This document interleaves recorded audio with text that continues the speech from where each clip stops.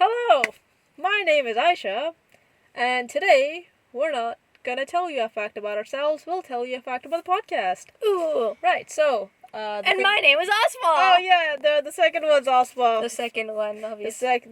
Always second. When Always second best. back when we used to watch Barbie movies, I was always the blonde one and also was the brown-haired one. So clearly, the blonde one always had a slightly better voice, a slightly better. Are you kidding me? Yeah. What? Seriously? Okay. Other Only than in one movie. yeah. Wait. What? Barbie in the Diamond Castle, she had a better voice because she was a singer, right? She was like, "And you're always free to be." That was not Barbie in the Diamond Castle. Sorry, Barbie in the Popper. Yeah, Prince of the Popper. What I'm trying to say is, in the Diamond Castle, which was our favorite one, there was no difference. Excuse me. You always had the better voice in it, okay? Yeah. The blonde one always had the better voice. You said the brown one always had the better voice, and I'm like, yo, no way. Did I? Well, I'm sorry. Yes, I meant the blonde one always had the better voice. She always had the better face. Always had the better dress as well. Just overall prettier. Yep. Yeah, pink, obviously. And more sparkly. Always more sparkly. In Barbie in the Diamond Castle, the brown one did something bad. She turns bad. Obviously. It's always... Look, I don't understand. Why was I always the brown one? Because I am the first one. Then Osma's the second one. Yeah, okay, Try to understand. Osma, you were Bloom. Oh, wait, what? I was Bloom and Osma was Stella. And then one day... But Stella's blonde. And Bloom has orange hair and can shoot fire out of her hands. But I am the fairy of the sun and moon. And I am the queen of Latifa, or whatever that place was. Sanitaire. No, I don't know. This blue place. There's a blue place, like her clothes. Alfie, no. That was the school. Alfia was the school. Okay, whatever. We're just talking about the Winx Club. We're really sorry that we rambled on. Yes. So, the podcast. The reason why we call it Car Chit Chats is because we actually sit in a car and record it, which is a lot of fun. Because apparently it helps with noise cancellation. So right now there's a train going by. I don't know if you can hear it. Most likely you can't. So yeah, it's good in that way. That's why, yeah. Yeah, well, I'd just like to add to that, I guess. It was Aisha's idea to start this podcast, and when she came up to me and she, gave me the idea, or delivered it to me, and she's like, oh, we should start this podcast. She gave me the example of the kind of conversations we have when we both go on a drive just ourselves. The kind of conversations we had, she said that I'd like to have those kind of conversations in our podcast. So we did those kind of conversations in our car, and that's also why we kind of called it Car Chit Chats. That's why, I thought of the name Car Chit Chats. So that's what I was thinking of. And then I think after that we decided that we will do it in our car. Did we? I can't remember. Something like that. I think we were like, oh, we have to give it a name that doesn't relate to anything so that we can talk about anything on the and then you were like chit chats, something, and then you were like chit chats, and we were like yeah, we got really excited, and then we were like, oh, but we have. Some people might get the idea that it's about the podcast is about cars, so that's why we named our slogan "A podcast not about cars," because it is not. It is not about cars. We just sit in a car and that's it. Asma, do you have any fond... Because Asma has an emotional connection to every car we buy, right? Oh, yes. And when we get rid of the car because we're above it, Asma cries. So Asma, do you have any attachment to this car? Okay. I don't cry. Oh. I always have one tear. Okay? One tear? One tear coming out of my right eye. Really it's always like that, because if I cry more, you're all gonna make fun of me. Oh. If I have that one tear, you're like, oh yeah, that's understandable. Because secretly, you all want to do the same thing, but you're all too weak to show I gave no craps about our Land Rover, Range Rover, whatever. See, I don't even remember what Land Rover Discovery. We had a beautiful Land Rover Discovery. Oh, I loved it so much. It was such a strong car, although we had to get it uncomfortable, you mean? Yes. Do you understand how cool it looked? It looked so cool, and it was a great car. Okay. Oh, now she's crying for real.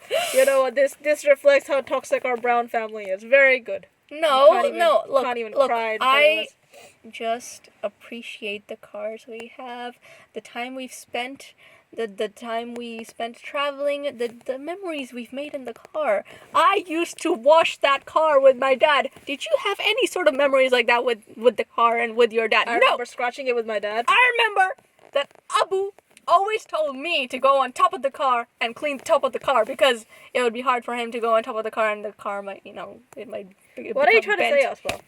What I'm trying to say is you do not understand why I felt the way I felt when that car was leaving us, okay? Fine.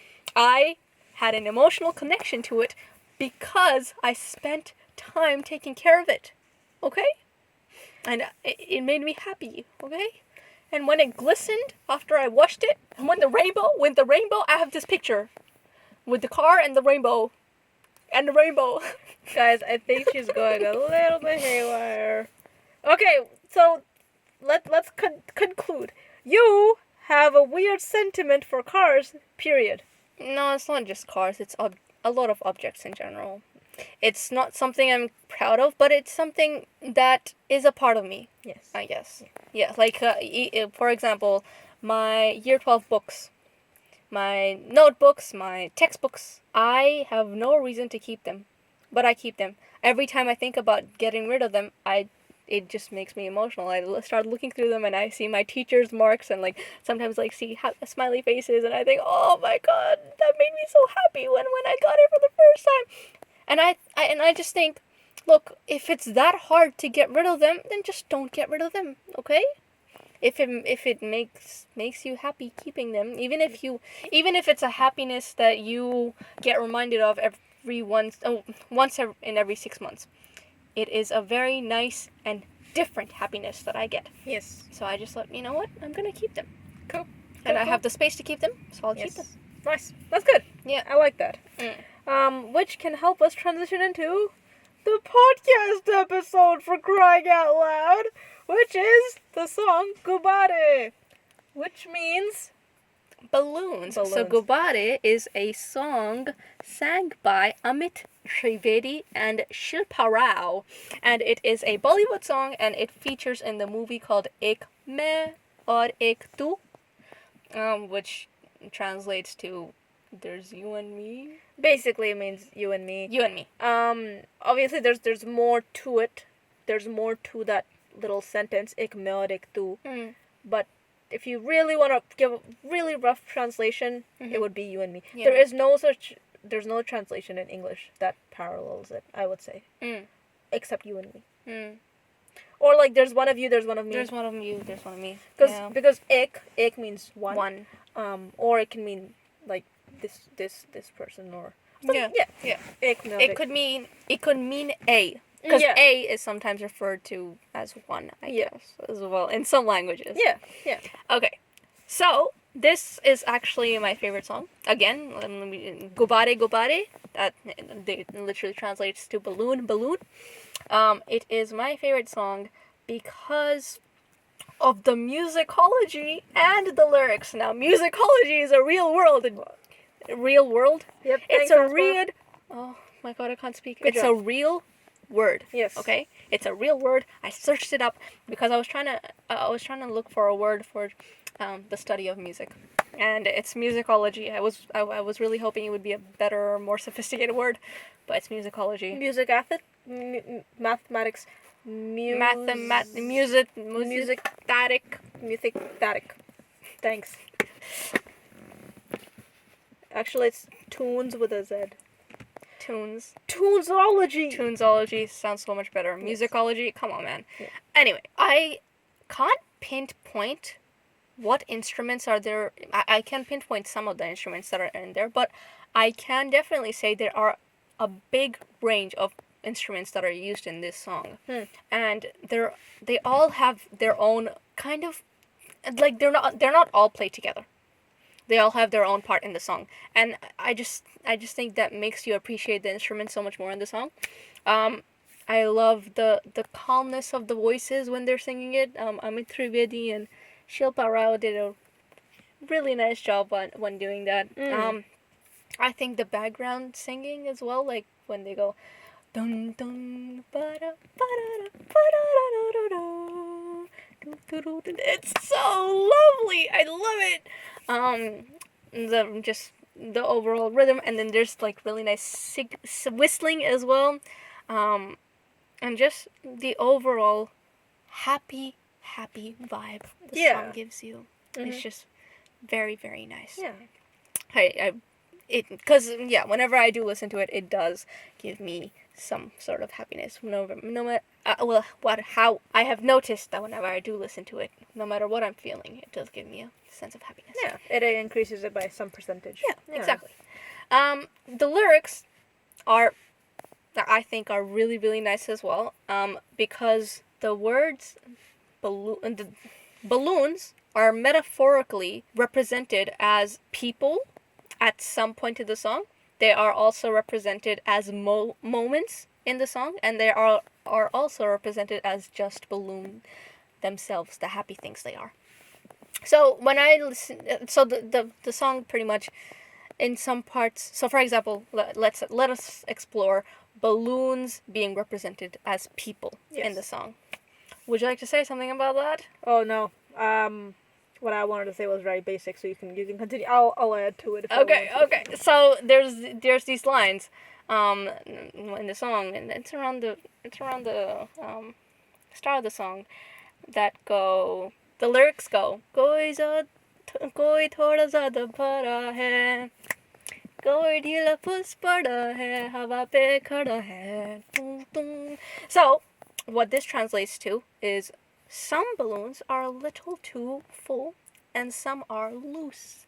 Some are floating in the air. So pretty much what they're trying to say is some people are doing well in life, others are not doing so well. But that's where in some point in the song it transitions to the balloons actually just representing balloons, and them saying that no matter whether you're doing well in your life or you're not doing well, balloons are always something that they're just happy things. When I listen to the song, I sometimes think about Ami, and how Ami is a big fan of balloons. I think she's always been. She always just really likes playing with balloons, and whenever she, they're around her, she's really happy. Yeah.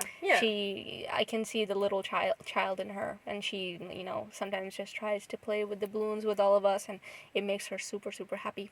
So that's how I think of, and that's sometimes what I think of when I listen to the song. The song also just says that, neele peele har color ke. So they're, again, I think they are relating to people, because the line translates to blue and yellow. They are all of all colors. So people are all colors as well. So it's very inclusive in that way. But again, so again, to everything, it is open to interpretation. That's how I feel about it. It's a very inclusive song. Balloons are also, I think, universally accepted as very happy things. I just think this song is a very nice way to bring happiness to a person.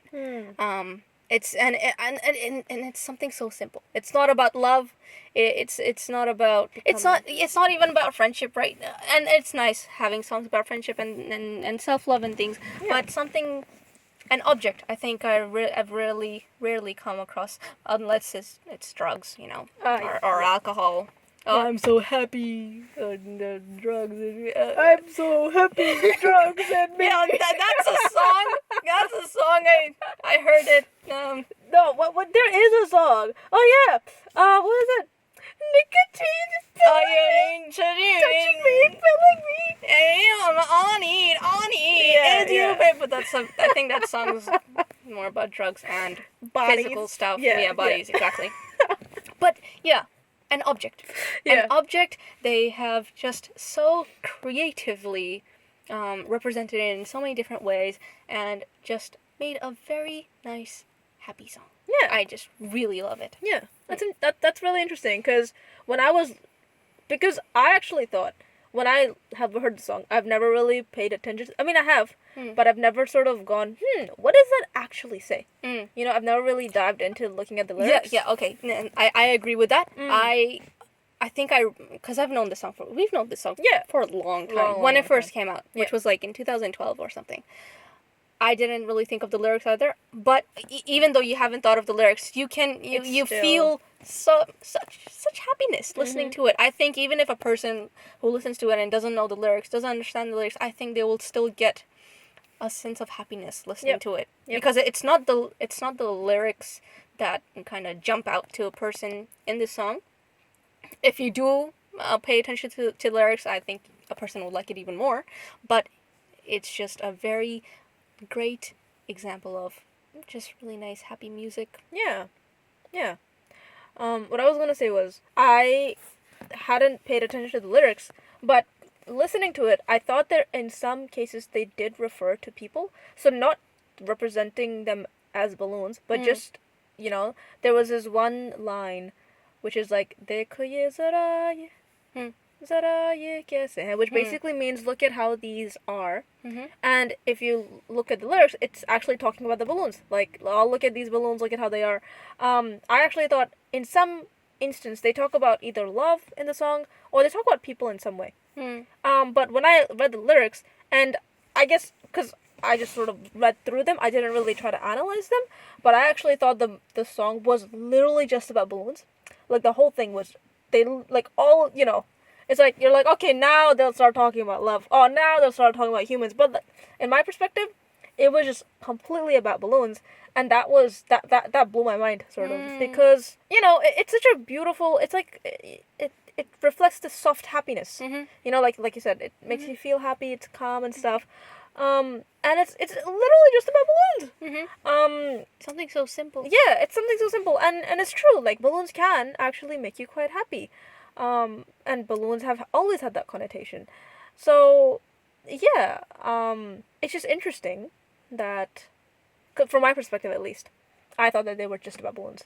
That they weren't really, subtly referring to other. You could say that, obviously, with what you've described, of course, makes sense. But yeah, it sort of makes me think of that narrative of you can literally do anything you want with art. Yeah. There are literally no rules. You can do whatever you want. And this song, like, breaks all boundaries, I think. Yes, 2 days ago, I was sitting in bed, and I was journaling, and I reached out for my cup of water, because I use cups.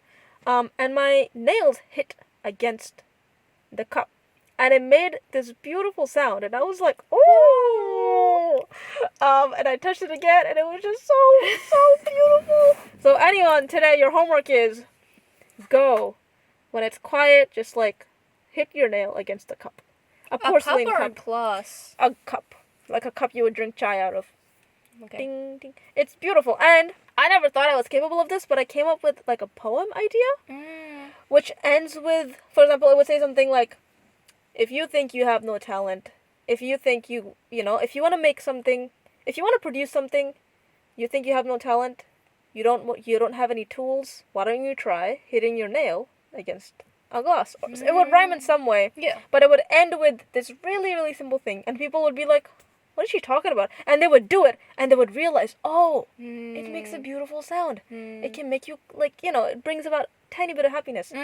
So, it sort of makes me think of this song, because this is literally about, this animate object, which brings so much joy to so many people, and has so many nice connotations about it, and they wrote a song about it, which I don't know how popular the song became, but it has the potential to be really, really popular, because it's a really beautiful song. And it's literally just about balloons. Yeah. So it's just power. It's empowering, I think. What is? So I guess I think that's pretty much all we had to say about the song. But I wanted to transition from that to kind of delving into happiness in general. What things you have lived 20 years of your life? What do you think, if you were to, give someone advice on how to achieve happiness, what would you say? Oh, well, the main thing, I think, one thing that comes up, and for me that I feel that I have found a lot of so there's different kinds of joy, I think. There's like that big dopamine hit joy. Yeah. And then there's the serotonin joy. Hmm. Serotonin joy is like, and I don't know how factual this is, right? If whoever's listening to this, if you have studied serotonin and dopamine, then hit me up and we can have a chat, right? And I'll fix whatever I said. But there's two happy molecules in your body. I don't know if there's just two, but there's two ones that I know of. There's a dopamine that people get addicted to. Then there's serotonin. You can't get addicted to serotonin. Serotonin is released when you do something like, hang out with your friends, or water the garden, or listen to some nice music about balloons. There's two types of, and it's okay to chase both kinds of happiness. I would say, if you want, for example, sustainable, immediate bursts of happiness. So if you want sustainable, immediate bursts of happiness, I'd recommend that you contact your friends and just chat with them, or like play a game together. Because recently I found that doing something with some people brings a lot of joy, especially if they're people that you're comfortable with and like hanging out with. That brings a lot of happiness. And then, there's like the little things which bring on serotonin, which may be stuff like, cooking for yourself, making a cake, decorating your room, reading a nice book, having some quiet in your day, listening to a really nice song. Personally for me, it's real, cliche. A lot of people say, oh, it's cliche, but yeah, it is cliche, but I feel like it really is about the little things. But in saying that, I also would like to say that if you have major things in your life that are not going well, then your happiness is compromised. So if you're thinking about it from the long term, but then, so some people say that, oh, you can have seasons in your life, some parts of your life that you don't really enjoy, but they don't last that long. For example, you go to work, you don't have the best boss. Fine, brings a little bit of unhappiness to you, but for example, for me, I work part-time. If my boss wasn't the greatest guy in the world, then I wouldn't mind it that much, because honestly, I don't go to work that often. But then, because it's something that makes me unhappy, I would try and remove it from my life, if possible. I'd say, so yeah, there's different kinds of happiness. There's different, like if you want happiness quickly, get together with your friends, have a laugh, stuff like that. There's small ways of gaining happiness. It is the little things in life. And then also having like some mental models can really make you really happy. Yeah. Like one of the biggest mental models that I have is, and it came up recently, is this idea that there are some things you can control. There are other things you can't control. What you can't control, just let it go. You can't do anything about these things that you can't control. What you can control, try your best at them. Do whatever you can to, have a positive outcome. And just leave it at that. If it's in your control, obviously you're going to try to fix it, right? If it's out of your control. And a lot of people, I think, fixate on that. Things that are not in their control. Things that they can't do anything about. Yeah. And that can sometimes cause a lot of unhappiness. Yeah. But there's obviously a lot to it. There's you can talk forever about this sort of thing. Yeah. How do you think? Okay, so pretty much, I lived 18 years. Yeah. I don't know why I'm starting like this. I just think I've heard a lot of people say things like, oh, in my 55 years of life, I have found that I get happiness from doing this stuff. So I'm gonna do it that way too. Okay, fine. Because I'm very original. Yes.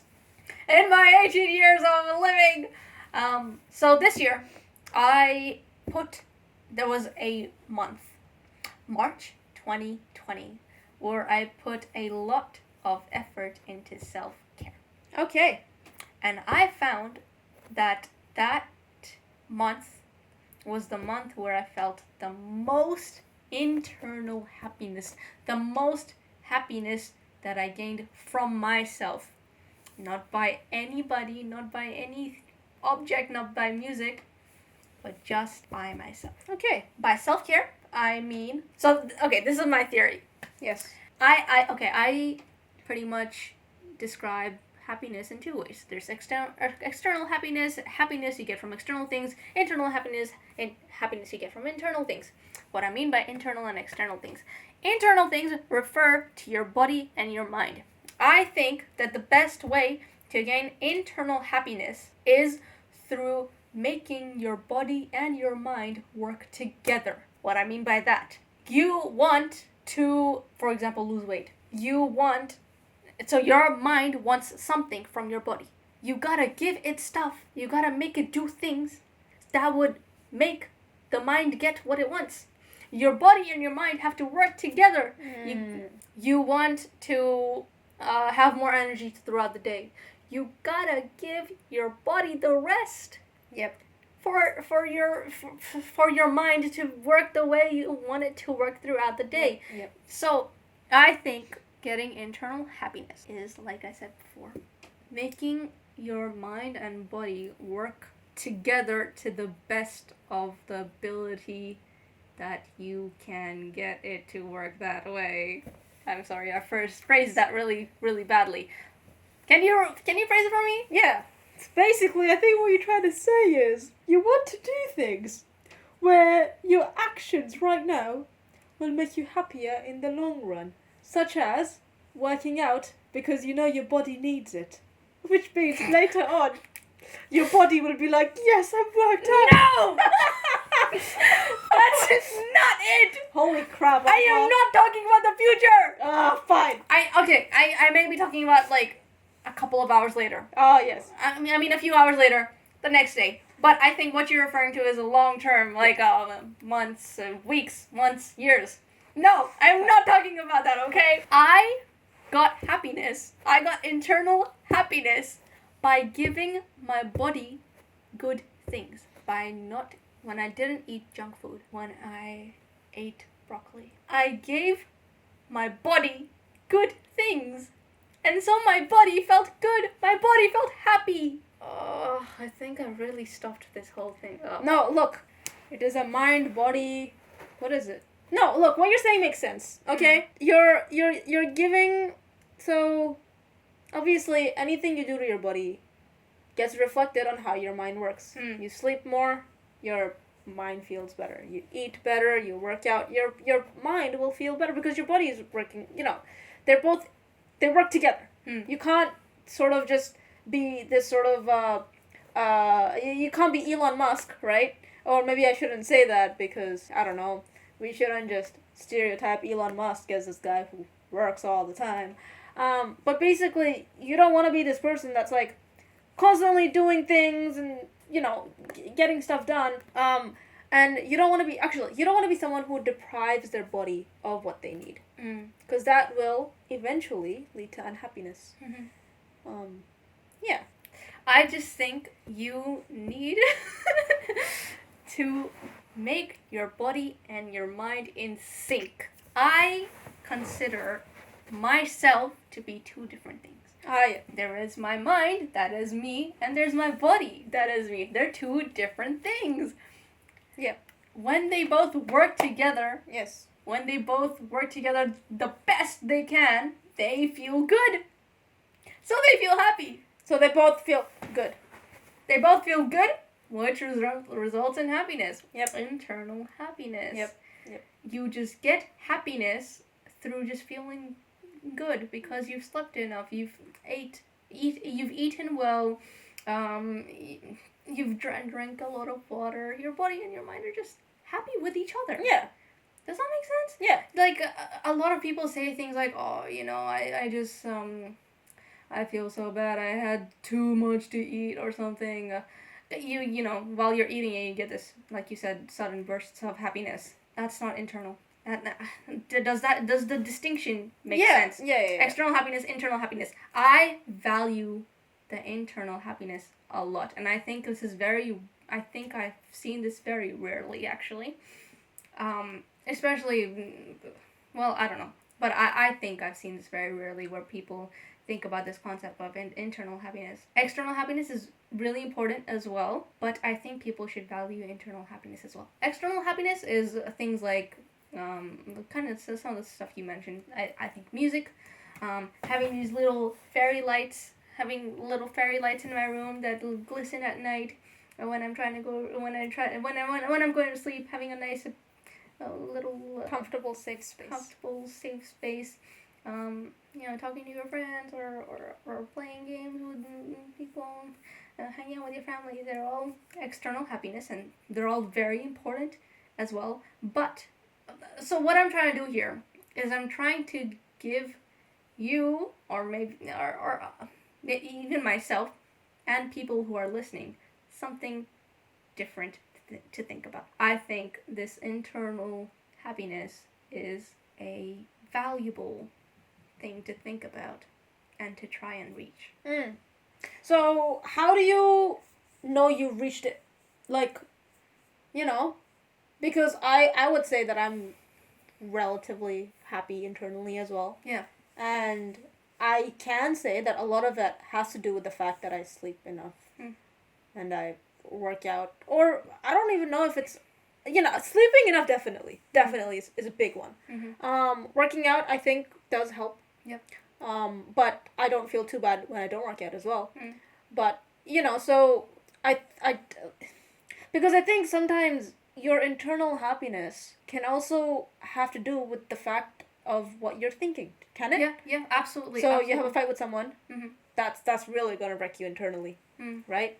So the more you try to avoid fights, or at least diffuse the situation before it gets into a fight, or any negative thoughts you might be having about yourself, criticizing yourself, hating on yourself, that's all part of internal happiness, right? So what the things that you're talking about right now are very much, I think, physical actions that you can take. Eating well, sleeping, all that sort of stuff. You could be doing all of that and still be miserable inside, right? Because you hate yourself for some reason. Yeah. But I do think that when someone hates themselves and then they start doing all these things, like taking care of themselves, it does strengthen. It happened with me. Oh yeah, there we go. Before March, I was extremely unhappy with myself. And by the end of March, so in March, I know this is, so in March, my goal was to lose weight. It wasn't to reach happiness or anything. It wasn't anything like that. It was to lose weight. And by the end, I did lose weight, but it wasn't the losing weight I was happy about. It was just about the way I felt, how happy I felt with my mind, with my body, the way they interacted with each other. So yeah, I think so. Okay, if someone's hating on themselves, I think the best way to gain happiness or reach happiness if you're in that place, is self-care. Self-care and trying to make your body and your mind work together through journaling, through meditation, through eating right, through drinking right. It's a lot of effort. It is a lot of effort. But if you want to get out of that hating yourself space, you have to do this. Yeah, makes sense. Again, but it's a theory. It worked for me. I don't know if it will work for everyone else, but it's worth. I think it's worth a try. Yeah. So you were feeling that way in March. You were feeling content and happy with yourself, right? So once again, what did that feel like? If someone was like, what does it feel like? What do you mean? Internal happiness? What is this hippie stuff? What are you talking about? What do you mean internal? Yeah. Okay. Yeah. What does that mean? It means you don't care about your stupid pimples. It means you don't care about how fat your fingers are. It means you are just happy that you're taking so much care of yourself. You're just happy about the effort you're putting in to feel good, to just be a good human. Just showing care to yourself. It's just very fulfilling. Because, by the end of March, I did not care about my weight. I didn't care about it as much, maybe. Or not even close to as much as I cared about it in February. I was just happy that I had hands. I was just happy that I have, I was just grateful about the body and the mind I had. It didn't matter if I had, cellulite. It didn't matter if I had a little tummy. Yeah, cool. Yeah, it makes sense. So, being at peace with yourself in a way where you are not critiquing yourself. And it doesn't have to be your physical self. Because I don't know if you had issues with your mental self, right? Before March. Or was it more so insecurities you had about your physical self? At the time, it was more physical. Well, I think you have more experience in terms of the mental self. What would you recommend if a person is very unhappy with just their mind, if they're doing everything on the outside, if they're doing everything right on the outside to sort of, for example, if they have, if they say, I'm happy with my body, right? I'm happy with the way I look. I'm happy. I don't feel uncomfortable in my skin. I feel confident when I go outside and talk to people. But internally, I'm dying. I'm absolutely dying. Like, I constantly hating on myself. I'm hating on the things I do. Yeah. I'm. What else? What else could? I don't know. You know, I'm hating. So, cause I think for me, I've always been more of a sort of hating my personality or my person the person that I used to be. Yeah. Rather than the body I have. Yeah, exactly. It's more mentally for me. Yeah. How did I get over that? Because I'm quite happy with who I am now. Well, it's all about, I would say it's all about the actions you take. So the reason why I was so unhappy with myself was because I was not the best person in the world. I knew that, like, I used to be a bully, right? So, that made way. That probably caused me. And I think the reason why I was a bully was because I was deeply insecure about the way I was seen by people. You know, what did they think of me when they saw me? Did they see someone who was confident? Did they see a loser? What did they think of me? And so that was, it doesn't matter what I looked like. It mattered how I presented myself. And so I think to overcome that insecurity about whether people will see me as worth talking to, I tried to bring other people down. That was my way of doing it. And I think that led on to me developing a lot of self-hatred for myself. Because I think apart from critiquing everyone in the world, I was critiquing myself as well. Yeah. Very good. Very, very, works really well. It's a cycle, a beautiful cycle of hatred. Yes, it's stunning. Very, very good. And so, yeah, it was all about sort of, another thing was, I was deeply afraid of how pathetic I was. I could not express, like, you know, if someone found out, if someone was like, you know what, you're actually really pathetic, that would kill me so much internally. Because I realized how pathetic I was. Or, at least I thought it was. I thought it was. Okay. And I think at some point I realized, you gotta change yourself.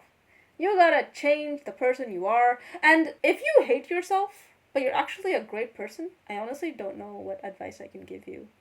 Because generally when you hate yourself, you feel like there's something lacking inside of you. Yeah. Either you realize that, there's nothing I lack, right? Or you realize, you know what, this is what I lack, I'm gonna work on it. And like you said, it's not easy, you know? It's so much effort. It's a lot of effort.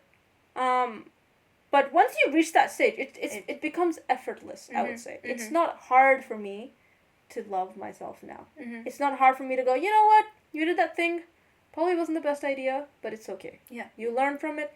You won't do it again. You will be careful when you do. Because I've built up that muscle of, I've built up that muscle where I'm like, okay, you did something bad. For example, someone told me a secret. And in my past self, I'd be like, yo, guess who I'm telling that to?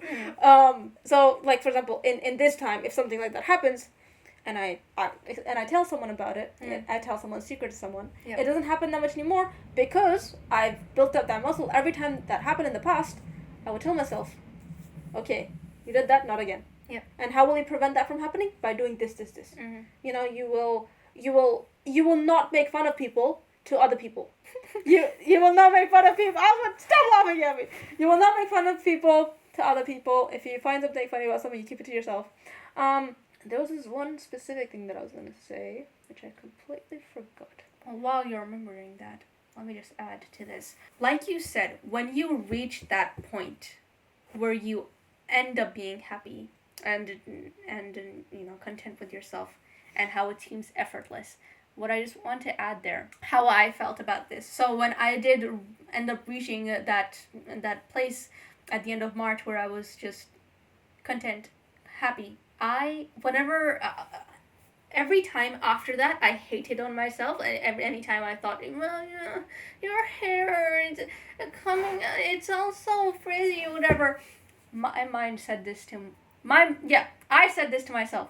My mind said this to me. That is so immature. That's what it said. It said, you're so immature for caring about how frizzy your hair is. You're so immature for caring about how thick your thighs are.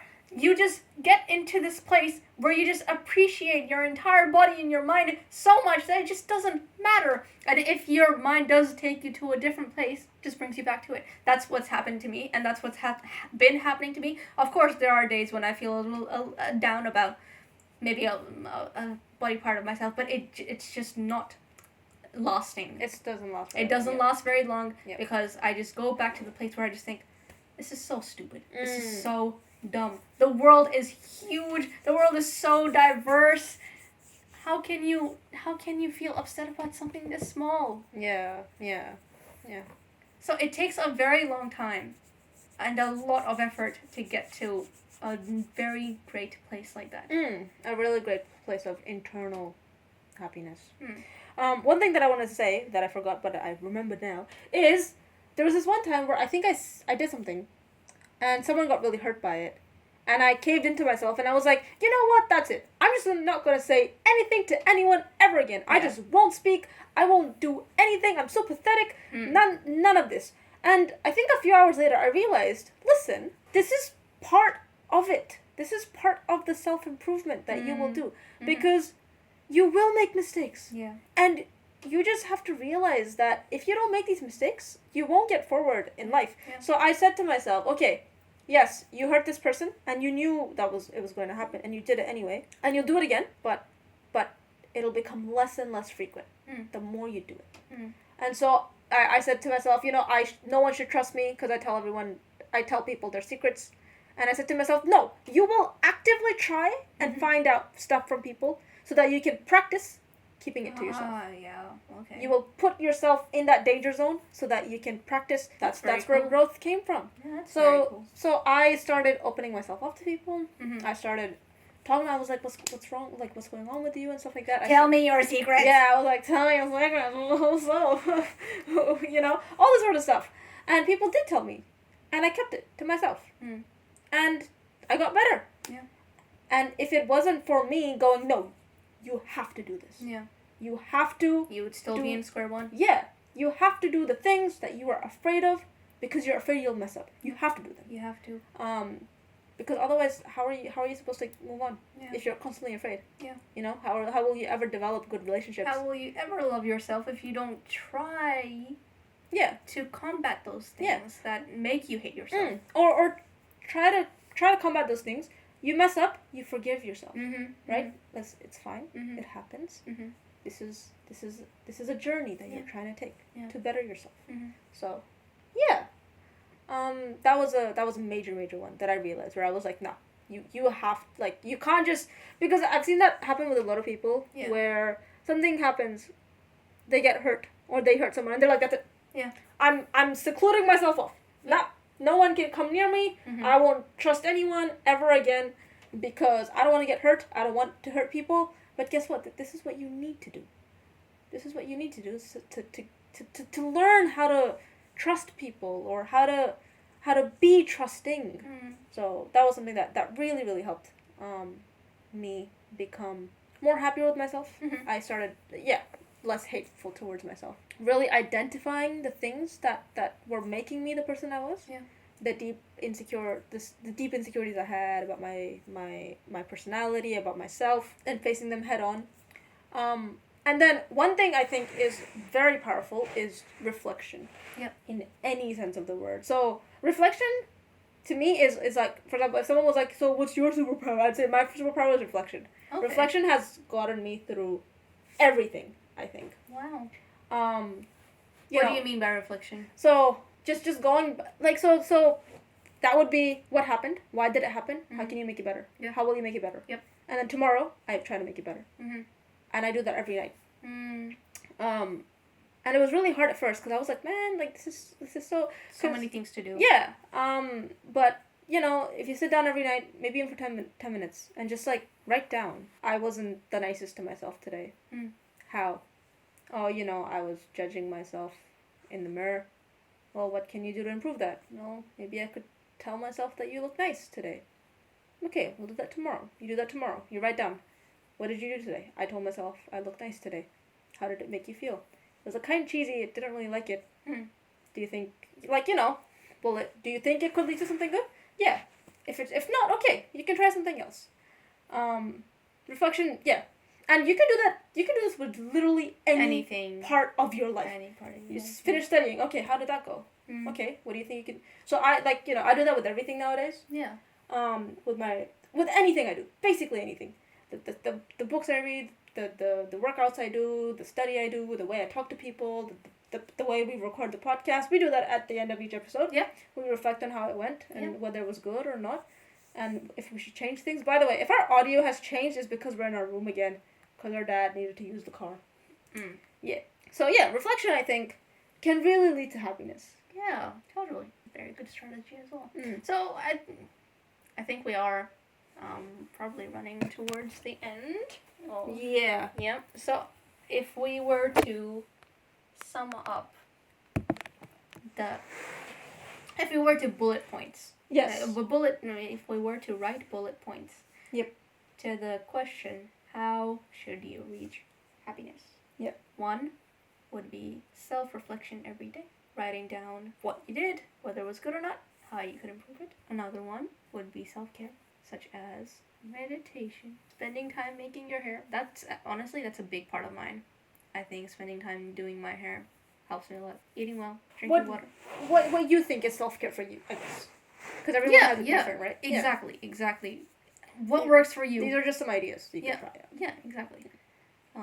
What else?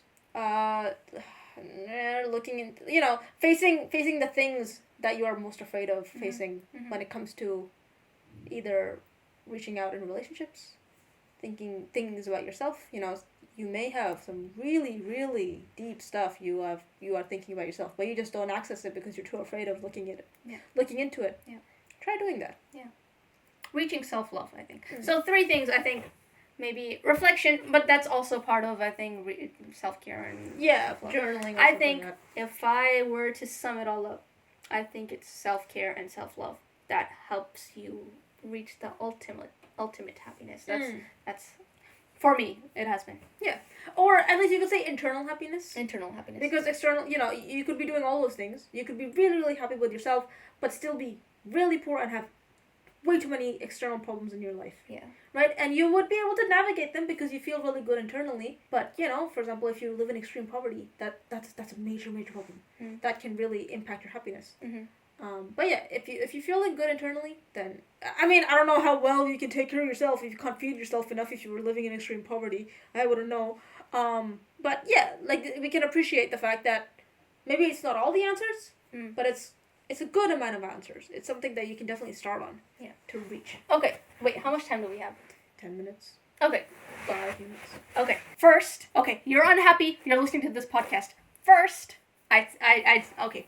If you want to listen to us, our advice, step 1, identify whether it's internal happiness you want to reach at the moment or external happiness.